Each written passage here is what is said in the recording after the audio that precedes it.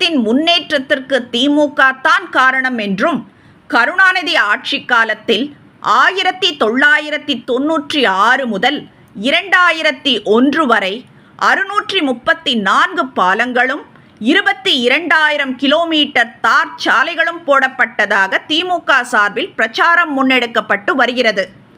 உண்மையில் தமிழகத்தின் முன்னேற்றத்திற்கு திமுக காரணமாக இருக்கிறதா எனில் இல்லை என்பதே தரவுகளின் அடிப்படையில் கிடைக்கும் பதிலாக இருக்கிறது.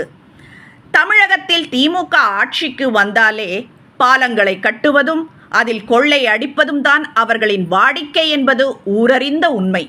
சமீபத்தில் கூட நாமக்கல் மாவட்டம் பள்ளிப்பாளையம் அருகில் நெரிசலை குறைத்திடும் வகையில் 3.40 கிலோமீட்டர் தொலைவுக்கு திமுக அரசால் கட்டப்பட்ட புதிய பாலம் ஒன்று திறக்கப்பட்ட அன்றைய தினமே பல இடங்களில் விரிசல்களை கண்டது. அதோடு மட்டுமல்லாது பாலத்தின் சுற்றுச்சுவர் கற்களும் பெயர்ந்து விழுந்தன.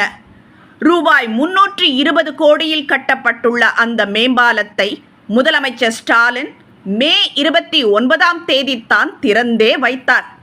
இந்த பாலம் சென்னை கன்னியாகுமரி தொழில்தட திட்டத்தின் கீழ் ஆசிய வளர்ச்சி வங்கியின் நிதி உதவியுடன் கட்டப்பட்டிருந்தது. பன்னாட்டு வங்கிகளின் நிதியுதவியுடன் பாலம் கட்டப்பட்ட போதும் கட்டுமான பணிகளை ஆய்வு செய்து தரத்தை உறுதி செய்ய வேண்டியது அரசின் கடமை. ஆனால் திமுக அரசு அதை எங்கும் செய்ததில்லை. திமுக ஆட்சி பொறுப்பேற்ற பிறகு கட்டப்பட்ட பாலங்கள், சாலைகள் ஆகியவற்றின் தரம் குறித்து தொடர்ந்து புகார்கள் எழுப்பப்பட்டு வருகின்றன.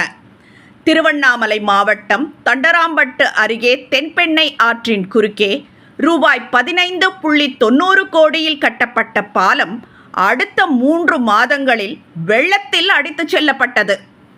திருச்சி அருகே உப்பாற்றில் வெள்ள நீர் பெருக்கெடுத்து ஓடிய போது இதே திமுக அரசால் கட்டப்பட்ட தற்காலிக பாலம் மக்கள் பயன்பாட்டிற்கு வருவதற்கு முன்னதாகவே உடைந்து விழுந்தது.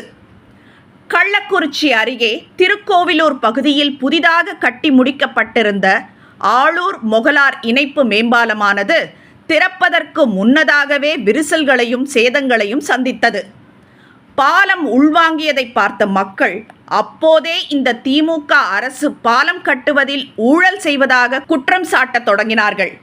இவ்வளவு ஏன், உசிலம்பட்டி அருகே மேல வெள்ளை மலைப்பட்டி கிராமத்தில் வாய்க்கால் பாலம் ஒன்றை 2021ஆம் ஆண்டு இறுதியில் இந்த திமுக அரசு அப்பகுதி மக்களின் பயன்பாட்டிற்காக கட்டித்தந்தது.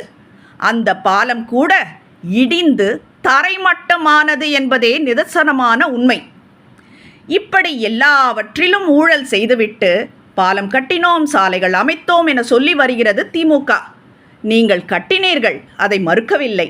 ஆனால் கட்டிய பாலங்களும் சாலைகளும் சேதமடைந்துள்ளன, உடைந்து விழுந்துள்ளன என்பதையும் சேர்த்து சொல்லுங்கள் என்றே திமுகவினரிடம் கேட்கின்றோம் என்று பொதுமக்களே இப்போது பொங்கத் தொடங்கிவிட்டனர்.